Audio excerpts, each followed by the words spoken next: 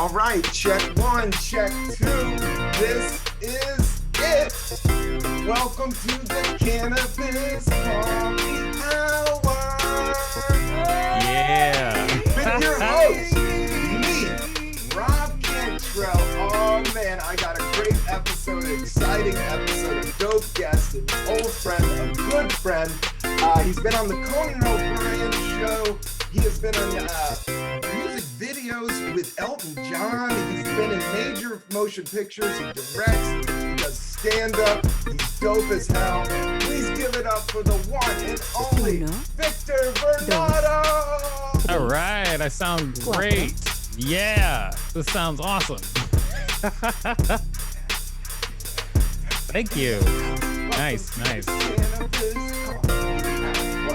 Do you have time to put like applause underneath that so I don't feel like such an asshole? Oh, dude, I got a funky beat with an organ on it that I love. That it just sits in there really nice.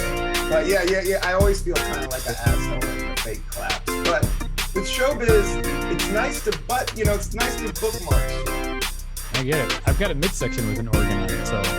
Oh yeah. Your midsection?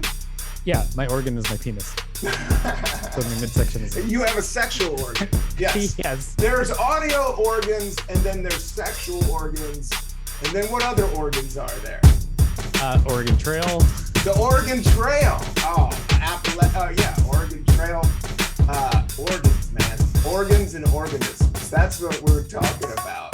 But first, we're talking about coffee. Welcome to the Cannabis Coffee Hour, everybody. I do my own home brew. Columbia beans, the cheap but goody good. I blended it, iced coffeeed it all night. I got a fat cup. I got a nice one-hitter pack that I might hit, I might not. You know, the Cannabis Coffee Hour, it's not all weed every day, but it's mostly, I try to keep it real, Victor.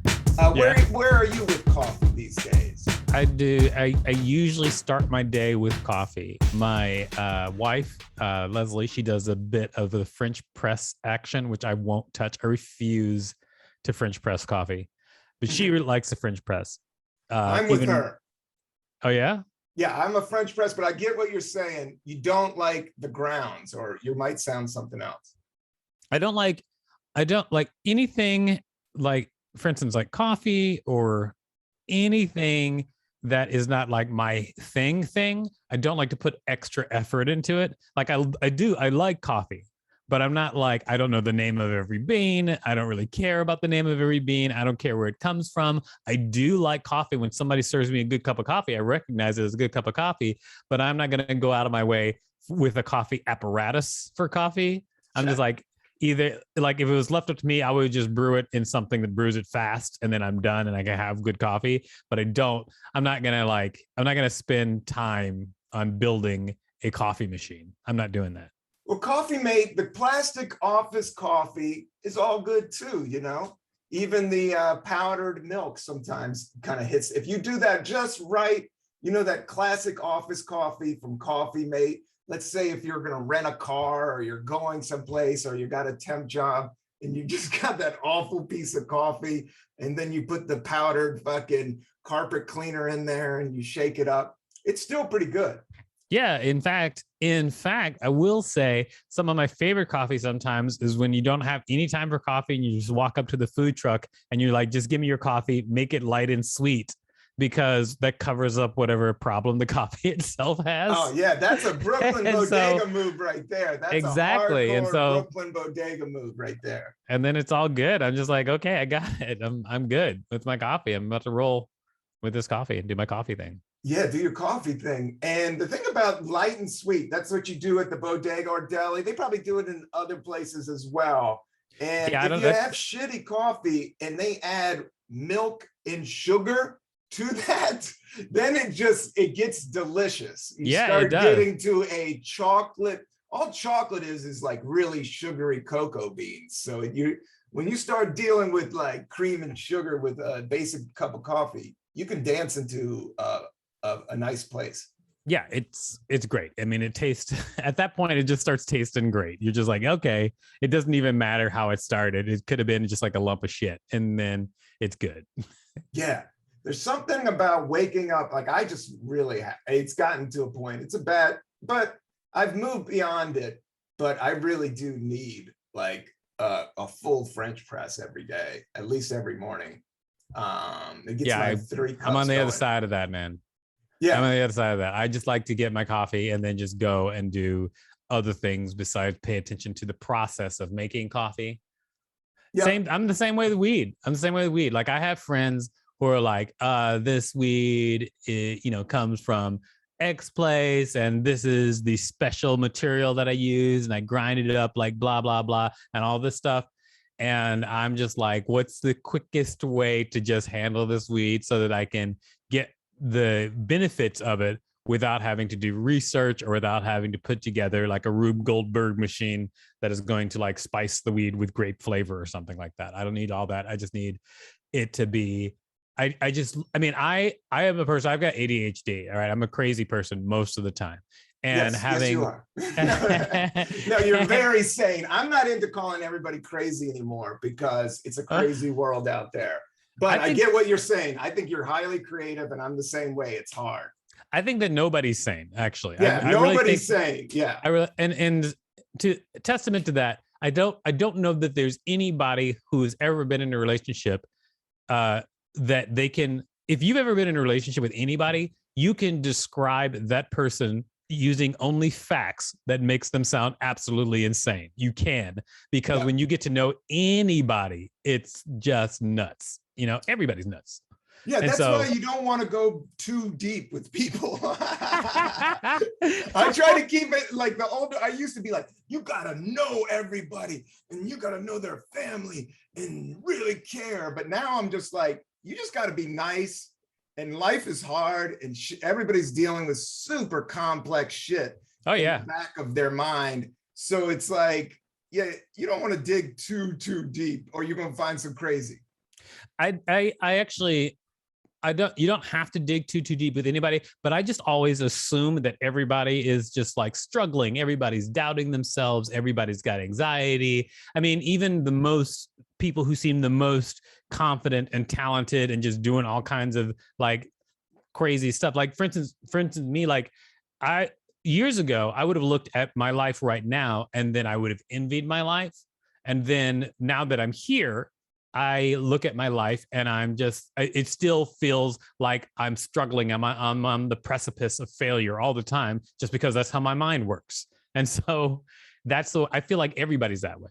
Yes. I feel like everybody's going through that. So it's actually kind of cool thinking about that, because then it humbles everybody else in my eyes. So like, even when I'm looking at somebody who is just like the person who I think is that person is like the dopest person, and I'm like, I've got so much, like respect or awe or whatever, it humbles them in my mind so that I can look at them and just think of them as a person instead. Yes. And I think it also kind of even adds to the amount of focus you need to like pull off something big. Like when I see like a big movie star or somebody, because I've had little bits and I know what the pressure is and the mind game is. So to see somebody pull it off and still kind of have their own true sense of self is inspiring and dope, because yeah, it's like I was telling you earlier, I've been meditating, and that's the cool thing about getting older. One thing that I dig is learning contentment, and to be content is just a very powerful thing. And I think with showbiz, you're always got the dangling carrot. But what I've learned is like, if you work from a place of contentment, then you're appreciative of everything. And then things start to come to you, you kind of get aligned. Like what I've been just sitting for 20 minutes and I'm like, what is this doing? But slowly my spine is starting to like naturally straighten. And my posture slowly, like everything, and I do think there is an alignment, almost like a flower blossoming, like it just has to align. But if you keep on saying the flower ain't shit and throwing it down and not watering, it never aligns and blooms out. So That's I where have no idea what you're talking about. Okay. I'm talking about the root chakra, man. I'm talking about aligning with the universe. I mean, the feeling I get, but the metaphor was harder for me to grasp. I think at one point I was losing my not my focus, I but know my the minute you understanding. start talking too spiritual, it loses it. Like I think the same thing with comedy. I think the more you talk about God or spirituality, the further you're pushing it away. And then I think the same thing with comedy. The more you talk about comedy, the more unfunny it gets. I'm not a big comedy conversation person. Like But you know a lot, Victor. I want to tell the fans that you have been around and you've done movies with Eddie Murphy. You've directed Eric Andre's first comedy special, as well as Hannibal's. Like you've done a lot of stuff. You've seen a lot of things. You've made a lot of mistakes and you've learned a lot. Just knowing my path, I know, and you're a few years ahead of me. And I always look at you as a guy that's really smart and trying to create stuff out of nothing, which I think is the most powerful. And but I know it couldn't have been easy, Victor. I know you must have stepped on a couple landmines on the way. Oh, absolutely. This has been crazy. I mean, yeah, I mean, there's no way to not step on landmines in the entertainment industry because everybody's so scared of losing their job that people just are crazy. And there's no blueprint. There's no like, this is show business building. It's just like it's a little bit eternal. Yeah, actually, that's true. There is no blueprint. Like recently, not too recently, but right before the pandemic started, I was contacted by Penguin Random House, and they had made a deal with Facebook Watch. Okay. And so basically Facebook Watch was like throwing money into brands, and they were like, we're trying to just make some shows, some experimental shows. And they were like, do you have any ideas for a show featuring your brand? And then Penguin Random House was like, yeah, we're going to do this game shows, comedy game show, comedians and authors arguing over topics like nerd topics, like is it better to be part of the rebellion or part of the empire, you know? So like they would argue over nerd stuff, and then they would have debates. And then Facebook was like, yeah, because the amount of money they're throwing at these shows was nothing to Facebook. I mean, I won't say the exact number, but it was less than $1 million, which is nothing to Facebook, but is a lot to everybody else. But they were like, okay, so we're going to throw this at this game show.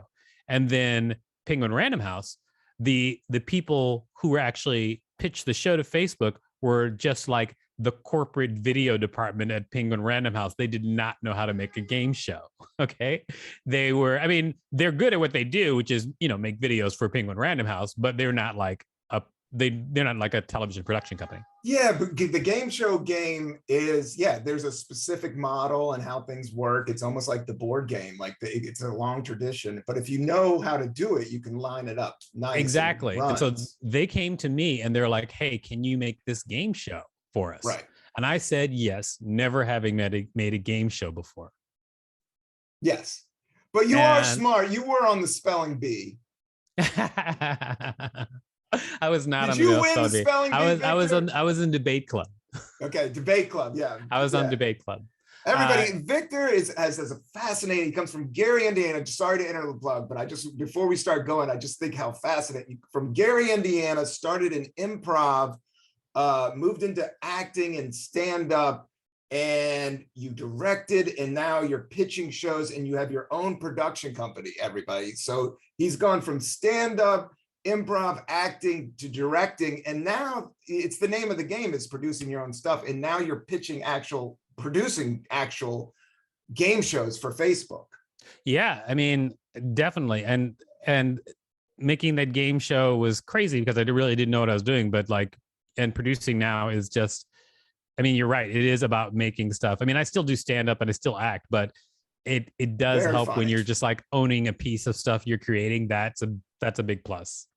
Yeah, I think with the way royalties and things are going right now, just to own and create your stuff and dealing with the majors, I think is awesome. And I will please Universal. I will audition. I will do everything. But at the same time, I just know I've owned a couple of my albums fully, and I've seen the money come back.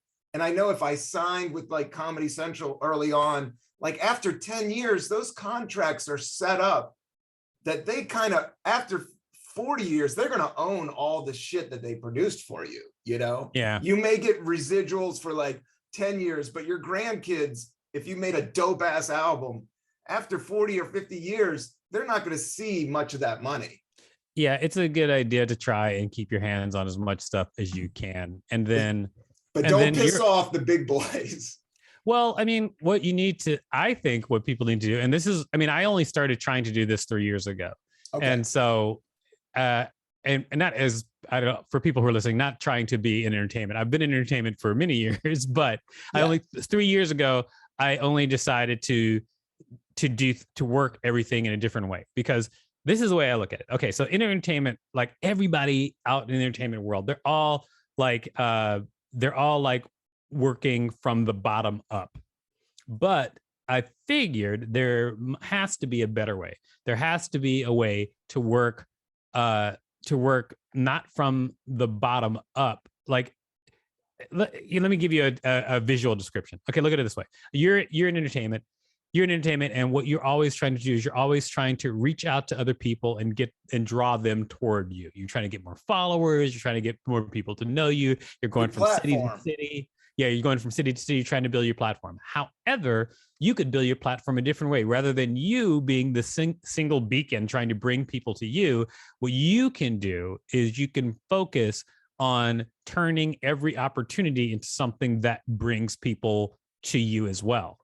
For instance, like for me, when I figured out the simple fact that the amount of time, say you can spend going out at night and producing or going out and doing one show, like say you spend 4 hours of your time, like an hour on the train, you go do a show at a bar, and 3 hours of bullshit. Yeah, whatever. I mean, exactly that. Those hours. I was out last night. Yeah. Yeah, exactly. All of that can be turned into time that you can, like, the same amount of time I could write an article for Vice. Okay, I could write an article, get it in Vice, then Vice's platform is sending people to my platform. So with the same amount of time, whereas I can connect with maybe 20 people in a bar, now I can connect with 15, 20,000 people instead. And so when I started looking at it like that, I was just like, well, how can I? And then, but also going out to the bar, you enjoy going out to the bar. It's fun to go out to a bar. You love going out to bars. You're not a big drinker, but Victor's very social. He's a great guy to have a drink with at a bar with like 5 friends. And if you want to go to the third drink, he'll go there with you. But after that, I'm just saying, you do like that night, like you don't have kids, like you enjoy the mix up. Well, yeah, but I'm also only social with certain people. You know that me as a social person because I'm social with you. I feel blessed. I feel grateful for that. I'm actually I have a lot of social anxiety. I don't know. A lot of people don't know this. I've only started talking about it in the past couple of years, but I have a lot of social anxiety. And so a lot of times I will either just hang with the people I know, or I'll like be in the corner, being a creep and not talking to anybody. Like those are usually the 2 modes I'm at. But with people I know, I love hanging out with people I know, or people who I get to know and are good people. This actually happened to me because I used to avoid people who I thought were just like toxic. Like I used to avoid people. And when I first was getting to know Mark Maron, I don't know how long known Mark, but like back in the day, he was just an angry dude. Dude, I never had a good, I never had a bad conversation. I never had a good conversation. The energy, it was that negative energy that is like opposite of me. Mm-hmm. That I respect him and I dig what he does, but I never connected with. I never connected. So one time we were, I think it was at Eating It, that show run, and then by Dave Brath. by Dave. Was it Dave Rath or Jeff Singer back then? I think maybe Jeff's, that was like the early, yeah, it was just like 99. That's right when I started, and that you couldn't get on a hotter show, what was called Eating It, and it was in the Lower East Side. Mm-hmm. And that is where Tim and Eric kind of spawned out of, a couple other big, Eugene Merman, a couple other people, but yeah, it was a scene. Yeah, so I was on that show, and we were just like, everybody was hanging out in the bar, and like Mark Maron was there, and people were like all over Mark Maron. And then I was also on the show, and I was funny, and so people were like, I was standing next to Mark Maron, and people were saying that he was funny, and they were saying I was funny. But then as soon as the people left, I kind of like shut down because I didn't want to talk to Mark Maron. And then he goes, Victor, what horrible thing did I do to you? Like, he honed in on me when he saw me not engaging with him. And he goes, what horrible thing have I done to you that has caused you to hate me? And I was like, you didn't do anything. I was just like, I just know that I see you like having like really negative interactions with people, and I just didn't want any part. Like, I told him straight up. I was just I just didn't want any part of that. And then he goes, okay, that's fair. But people weren't talking about negative energy that back then. Most comedians were negative as shit. It's a very but at the same time, negativity is funny. And I think Mark has his own, he has his own thing, and he's hard not to watch when he's on stage. Yeah, I mean, he is super funny, but at the time, like, I was just not. That actually happened. That same thing happened to me with a couple of different comics who were just like, because when I first started, I thought when I first started, I thought that I had to like really do the comedy club scene a lot, and then, but honestly, same. and I learned that I didn't have to. Yeah, and then but the comedy club scene is a lot of comics who are just really desperate for attention. And I mean, this is not all comics, but it is rampant within the comedy community. A lot of comics, and there's a lot of non-creative people and people doing it solely for ego purposes. Yeah. But in that cut, there's some of the best craftsmen out there. And I'm not a big club guy, and they've burned me on many occasions. And right now during the pandemic, I'm just doing cool shows. I'm picking and choosing my spots. I've been doing this long enough that I don't give a fuck. But yeah, I just to throw the comedy club world a bone, there is great joke craftsmanship out of it. Oh no, there's like amazing people, but I just don't like the part where people like hang out and then they try to like insult or fuck with each other. And like, because I mean, unless I know you, like, I don't do that. I mean, I don't do that. I don't fuck with people unnecessarily. I will say no. I grew up the same way. We grew up in the 70s. You don't fuck with people you don't know because you're gonna get punched in the face. I will say nonsense to people. I'm a goofy person, but I don't like the whole like insult vibe. Like with comics, I'm just like not into that. I like being nice to people. I love all the people working because of the roasts, but I thought the whole even roast thing, the trend that comedy was stand-up was going, I just pulled away. I was like, this wasn't the reason I got into it. This isn't, I know people's dads love the old fogey roasts, and it's nice to call somebody a hack. I loved all that shit, but it just got too much of a niche, like within stand-up, like everybody putting each other down, like, and none of them, like, everybody's got trauma. These are all like 35-year-old men that probably got font, it's just like, people got fucking baggage, man. You don't know, and everybody knows MMA now. Like, it's a weird dance out there. See, but here's the thing. I think that roasts can be done well. I don't like roasts where they're just doing them as an excuse to be like racist, misogynist, blah, blah, blah. Like, that's like, ugh.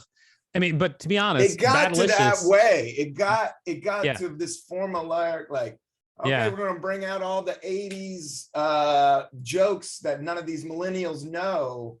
Like, I kind of know all these tropes that a lot of these guys don't know. Like, I'm just like, oh, that's the old 80s hack style that everybody's doing now.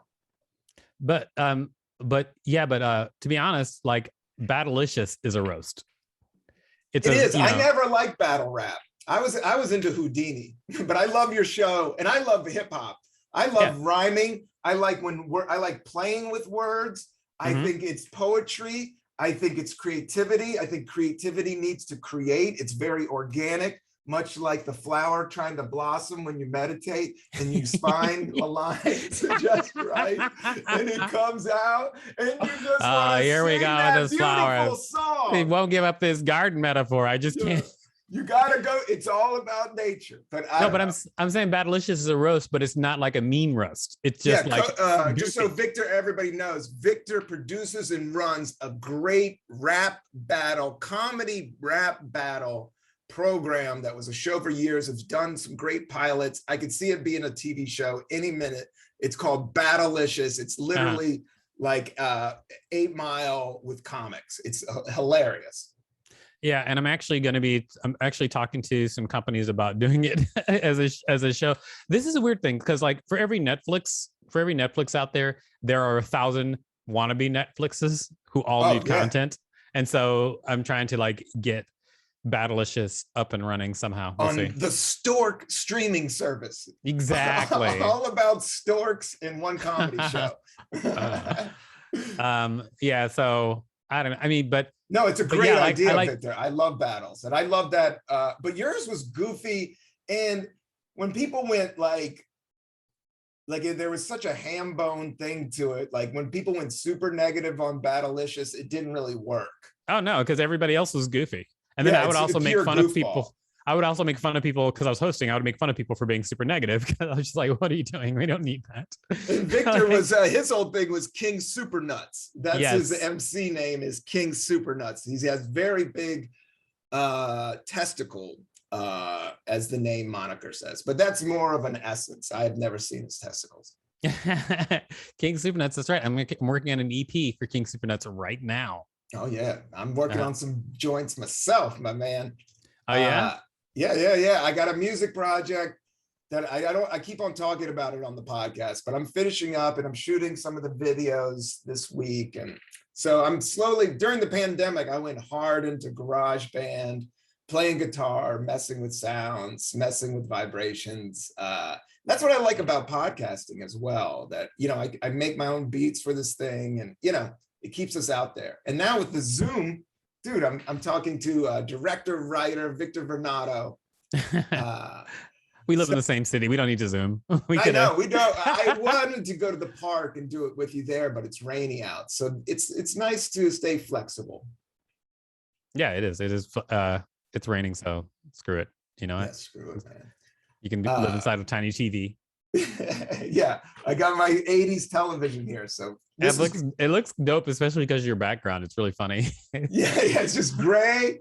I got a background. I may put something here. I've done some stuff. I've done some cheesy backgrounds, but I think I'm going to stick with the TV. This is just for the Patreon. Everybody, if you want to watch the video of this, go to my Patreon, Rob Cantrell Coffee, and you can see Victor in this dope blue light. Just humming all kinds of great information. Victor, now you were in the movie End of Days. Like, let's talk about your career because it is kind of fascinating. I was looking at your Wikipedia this morning. Your big breakout was with Elton John. Can you just tell us a little bit about that scenario? Like, how did you get that gig? Did you hang with Elton? Were you naked? Was there cocaine involved?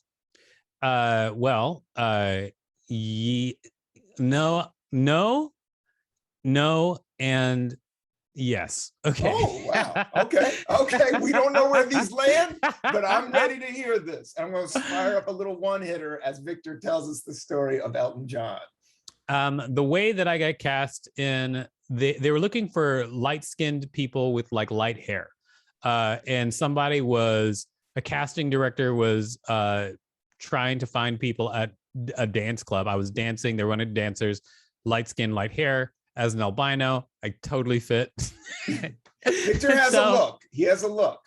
And so they asked me like, "Hey, do you want to be in a music video with Elton John?" And I was like, "This is like when I first came to New York. I just started here.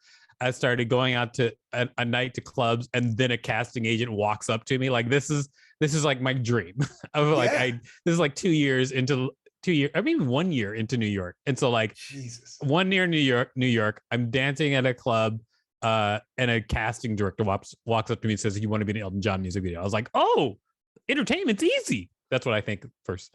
Then that's what we all think, the first gig. yeah. And then I go to the shoot and they dress me up basically in a diaper. So I'm like in a diaper, and other than that, pretty much, naked. Did you have an agent or manager, or was this straight up, hey, let's do it? Because that's a lot, just to clue people in, that's a lot. Show business, you don't need a manager and agent. It's a lot of it's relationships. No, I had no agent and manager, but what I did was I used it to get an agent. Yes. Yeah. Hip the kids to it all. Yeah. And by the way, that's an easy way to do it. Like if you have an agent that you're like, you're dancing around with, just give them something to negotiate, and then they'll sign you. It's easy. Yeah, they just want to try to make a deal. It's all about deals on that end. Yeah. And so I showed up, and then we were all powdered down, so we looked even paler in angel costumes. And the director, whose name was Marcus Nispel, he recently did not recently, but he did the remake of the Texas Chainsaw Massacre. He went on to become like a big horror director. Wow. But then he was there, and we did this shoot, and I was improvising, and he really liked it. And then Elton John comes up. He's shooting at a different part of the day, but at one point they have us all line up so Elton John can look at us. Sir, Elton's got to give you a look over, Victor. I dig it. Yes. So we're like standing in a line, dressed in nothing. Like cancel 90s. Yeah, this is right there. I'm wearing like a gauze loincloth, and Elton John is just like walking down to us, walking down the line, looking us up and down, going, "Beautiful. Oh, just beautiful." Like all these dudes. And he's like looking at all of us. And I'm like in my late 20s, and I keep in good shape. And so he's like, Victor can fight. If anybody knows, Victor's one of the tougher kids I know. No, he's not a kid, but not anymore. Sadly. Not anymore, but he was never afraid to street. I just keep on going, Victor. I'm just saying you're not as what you would think somebody at an Elton John video shoot. Like Victor does have a little bit of street sense to him as well. I grew up in a neighborhood where like if you did not fight, you would definitely be beat on. Normally. Yeah, you definitely have your arm broken. Yeah. So then, he was just looking us up and down, and that was all there was to it. There was nothing more than that. Also in that same group of people was Michael Portnoy, and you might not know his name, but you do know him as in the late 90s, early 2000s as the soy bomb guy from the music awards. Who ran on stage. Yeah. So like he was the guy who ran on stage with soy bomb written on. Just look him up online if you never heard of it. He is a Lower East Side the MTV Music Awards. Yeah. Yeah. He crashed the big MTV Music Awards, I think during REM, and he just had he was super, I don't know what he's trying to do, like just vegan out super on everybody. Yeah. I think he was just trying to just like do something. He's just an artist. He's just being a crazy artist. A lot of it's just getting attention. That's all of show business, and all the kids out there. A great documentary is Mel Brooks's documentary called "Make Some Noise," and he was a drummer. He was a jazz drummer, and he's like, "Yeah, just go out there and do some shit. Just make some fucking noise. That's how you do it." That's great. Yeah. My favorite documentary about entertainment is the Defiant Ones, that series, the Defiant Ones. You ever watch that? Yes, I've watched part of that, and that has the Eminem and Dr. Dre relationship with the it's Dr. Dre and Jimmy Iovine, is that his name? Yeah. Jimmy Iovine, and they went on to make the deal with Beats speakers. That changed. That changed the way I work, period. It changed everything about how I work, because when I was watching the Defiant Ones, and then they're just like Dr. Dre's mom was talking about, like Dr. Dre, he'd be making beats, he'd fall asleep in his room, like on top of his DJ equipment and stuff like that. I was just like, whoa. All right. So I was just, because I thought I was a hard worker, but I was like, I am not a hard worker. I need to like up the ante. And so that documentary was like, I need to up. And then ever since then, I have upped the ante, and it's been working. Actually, it's been Yeah, it's been helping. You're doing it, Victor. No, you're doing it. Victor and I, he produced a comedy series with a production company, and he picked me out to do a stand-up set. Oh yeah. And I haven't done a TV stand-up set in a while, and it went great. It was awesome. But production company was a little, we just, with things, it has to align up perfectly to make it run, and it didn't. But I saw what you were doing. Victor has a production company. He's producing television shows. You produced something called LARP. Realm of LARP, yeah. Which was also a big series that was like action. It was like D&D live action people, but a documentary about them, and it was fascinating. Yeah, it's just you've upped the ante. I looked to you because I always want to direct. And you've been directing for a while now. And the thing about directing, it's almost like, Dr. Dre, like a producer. It's just all the details and making sure it all sits together and fits together right. But it's not the sexiest work, but it definitely has control of the ultimate product. Yeah, and I think directing can be sexy. I think it can be totally. I think directing can be sexy. It can be a lot of fun if you're good. Yeah, if you're good and well respected. I think it can be very, very cool and very sexy. Yeah, filmmaking. Just even doing this music video tomorrow. I'm just having somebody help me out for a minute. There is it's a different type of stress, like making a piece of content. Like if you're going to do it for real, if you're going to have people show up and shoot it. It is a dance, and it's not for the simple-minded. I think that it can be simple though, because it should be zen. Yeah, because there's one central point that is in all art, all of it, every single type of art that you're doing. There's one thing that drives it all, which is communicating. You're trying to get someone to understand or heed a message. If you're telling a joke, if you're making a song, if you're making a painting, you got a photograph, you're writing a story, you're communicating. And then when you think about it in its rawest form, like the smallest version of communicating is just getting someone to understand something for one moment. And so when I'm like directing, like I don't even look at the whole, like I think about the whole thing, but then when I'm working on one moment, all I'm working on is just like that one moment. Is a message right in that one moment? Because if you keep making moments where the message is right, and then the message will be understood as well. And so I feel like it can be simple if people just like break it down.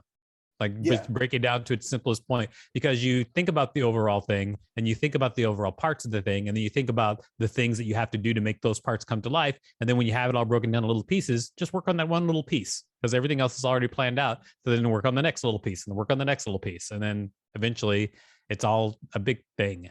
That's awesome. One step at a time, sweet Jesus. Yeah, one step at a time, sweet Lord. I know, just get in one foot and put the next foot down and go. Get the knee up and move it slightly forward. Yeah, just going right to the task at hand. And there is, just for people that are struggling with getting off the couch and stuff, there is a cool buzz with completing a task. And it's just like to have things ride in the mid-range, that's what's hard about show business. It doesn't go with I need this right now. It's all pretty natural, but you have to, you just have to let it flow a little bit. Yeah, you have to let it flow. Otherwise. And just work on the one little thing, because if the big thing, to take this to life, if you're thinking too much, you're not thinking about what you have to do right at this moment, which is, I need to get this shot and this person needs to say this word and we just got to get it that. Yeah, it's just like, think about this, like your whole podcast is a thing. Like, but if you're thinking about oh, how are we going to wrap this up right now? Like, that's not you have to think about connecting in this moment with and having this particular part of this conversation, because this part of the podcast has to be good too, rather than, but you could be you could be worrying about like how long this is going to take to edit. You could be worrying about like, how, posting this, the social media around it. You could worry about all of that because that's all part of it. It's just like directing a movie. Like all this stuff, all that stuff is part of this, your podcast experience. But right now, all we're concentrating on is talking and communicating to one another. And making a point that makes sense to the listener. Yeah, exactly. 100%. And that's where I do think you deal with sanity. But there's something about just Buddhism and meditation about breaking things down to the absolute moment. And that's when you can concentrate on the little things because you're like, oh, I'll just black out everything else. Let's just get this done. And then we'll work to the next moment. Because this is the only real moment. Like if you're worried about that, you're stacking it up top. You need to just work from this moment. You think I think that so here's the thing. I love meditation. Stand-up fucks philosophy. That up for me, Victor. Just so I just wanted to say, because I think you could relate to that point is, we're all trying to live in the moment because happiness is in the moment. But stand-up, you have to prepare and write jokes, and I'm thinking about the joke. But lately I have been letting go and just having fun and just going for it. But there's something about stand-up that I have to almost untrain my mind because I'm thinking too much about how do I start? How do I end? Where am I? It's just like there's so much going on to it.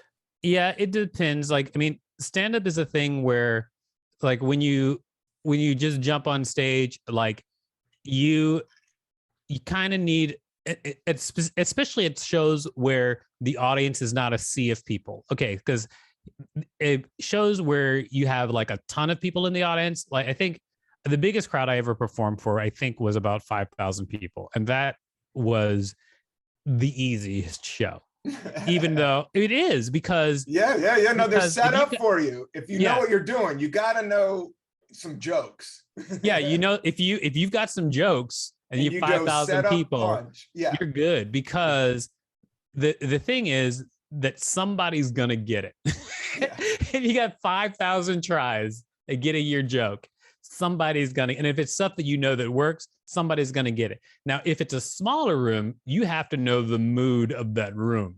You need to connect to people and you need to get it right. And then sometimes those shows are easy, but I feel like the larger the show is, the easier it gets. It's just like being on TV. Sometimes those sets are the breeziest sets. It's so sad when you watch people bomb on TV because that I think usually comes from people being too hyped on themselves and just not doing the work behind the art. Because like I've seen people bomb. I mean, not everybody. I've seen people bomb. Oh my God. Okay, so I had some friends who wrote for Conan, and then so when comics would go on Conan, they would give me the feedback that Conan would talk about the comedians.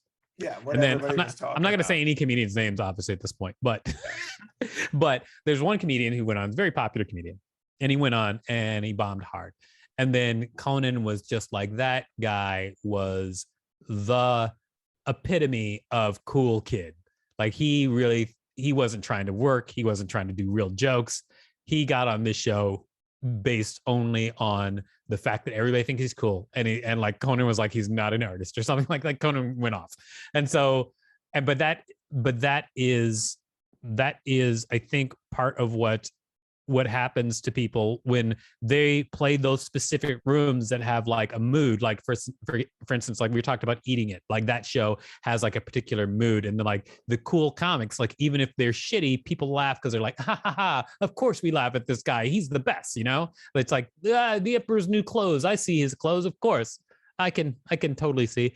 By the way, kids, Emperor's New Clothes is this fable about this emperor who's walking down the street naked, but says that only cool people can see his clothes, and people pretend they can see his clothes because they want to be cool. Anyway, so yeah. So then it's all about faking the funk. You can't fake the funk. But then when they get in front of an audience that is not part of that group that believes in them, then everybody sees that the emperor's just butt naked. There is the cool kid but I'm leaning into these Brooklyn rooms. I think Brooklyn's just like the only borough right now that's like doing well. I saw an article like Brooklyn's actually pushing New York forward. And I go out to these shows, and the last 2 nights I did Littlefield, packed out, hot crowd, everybody vaxxed, everybody with masks. I did my work, I got out, it was awesome. It was like playing a mini theater. And then I did Gutter last night. I took a night off, and then I went to Gutter. Same thing, packed out, vaxxed out, masked on, and I had a good set. It just seems like I worry about that cool thing like you're talking about. Like, I worry about it because I do like cool shit. I like things that are cool. I like cool people. I'm sorry, comedy. I'm going to say it. I'm going to go against the grain. I know cool isn't as funny, but I like cool shit. I like cool cars. I like cool people. I like cool music. I like cool weed. I like Victor. He's cool. You can be funny and cool, can't you? Could you be both? Eddie Murphy. Let's end it up on that. Victor did a movie with Eddie Murphy, and Eddie Murphy is a cool motherfucker. Let's just say it. He's a cool dude. He wasn't a nerd. He used to box. He was into comedy. I think he just knew what he wanted to do. And he just was like, okay, this is what you do. Boom, boom, boom. And as an actor, I think a lot of art, even sports, is confidence. Yeah. And being a cool kid, being cool is being confident, and being cool, I think, from the classic, is being mellow when stress is happening. I would say that's from the hood, is like being cool is like the most dude that just can keep his wits together when the shit goes down, you know? And then that dude can figure shit out if you're cool. I feel like, I mean, I don't even know what cool is. See, you seem to have a definition. I have no idea. I don't know what it is. I just know, I think it's living in the moment. I think whatever that Fonz thing is him banging against the wall, or the dude going on stage. I think when you're your authentic self and you're a part of nature and it's authentic and natural, it can't be fucked with, and that's cool. I feel like the thing that people don't really do, I judge my coolness by the amount of bullshit that I'm in the middle of, and I'm very rarely in the middle of a bunch of bullshit, because that happens in the comedy world, or world where people are in the middle of a bunch of bullshit all the time. There's like everybody's got a ton of bullshit, and then when it comes together, it becomes these super bullshit piles. So like when I'm not in the middle of a bunch of bullshit, then that even when like there was a time like when a bunch of people tried to come after like me because I made this video about like not raping people, like about how not to rape people, because like there's so much rape happening in the comedy world. And then I just made a video like, hey, here's how not to rape people. And then so it wasn't the best video in the world, but it had accurate information. But then these guys got so mad, like a bunch of comics and podcasts, like Legion of Skanks, came after me, but they never came after me. They never came after me to my face. Like they would never confront me. They would never like be on my show or invite me on their show to talk about it, because I don't know why, but it's just like I wasn't. But like, even though they were involved in all this out there, involved in this bullshit, and they attacked all the women that were involved in the video, but they didn't attack me, who was the author of the video, as much. So like they had the women on, and they would like call them names and come after them online, but it was just like I was never wrapped up in the bullshit. And so I judge I guess the less bullshit that I'm in, I think the better I think I'm doing. You don't fuck with fools, man. And I don't know why you're nice to me, but because you're awesome. Victor, I think you're awesome. Just to give the kids, keep doing all the cool shit, all the wild stuff. You've told me some of the things, your productions company, you're going up and beyond. I could just feel it, because how I think is like, you can't teach 20 years of experience. There was a refrigerator guy that came to my apartment. He's like, I'm the best. I'm the best. And I was like, why are you the best? He goes, I've been doing this 20 years. I was like, yeah, you got to pass on this knowledge, because he kind of like showed me how to fix my refrigerator. He goes, you can't teach 20 years of experience. And I was like, yeah. It helped me with stand-up because I look around and I know a lot of people say this and that, but it's like, dude, I've been doing this since 1999 with some of the best people out here in New York. Like, I just know instinctually a little bit more than a 10-year guy, just instinctually. Yeah, absolutely. Yeah, it's just in there. So it is what it is, but I can't wait to keep using this knowledge and growing and working with cool people like yourself. But one quick Eddie Murphy story and we're out, Victor. Well, how was it working on, was it Pluto Nash? Yeah, I did work on the Adventures of Pluto Nash. Yes. And how many lines did you have? You had a couple big scenes because I remember you from it. Ooh, that's our timer. You got to go. Victor's very famous and successful, everybody. Look him up, Victor Varnado. Especially, he's directed a music video for me, Rub My Feet.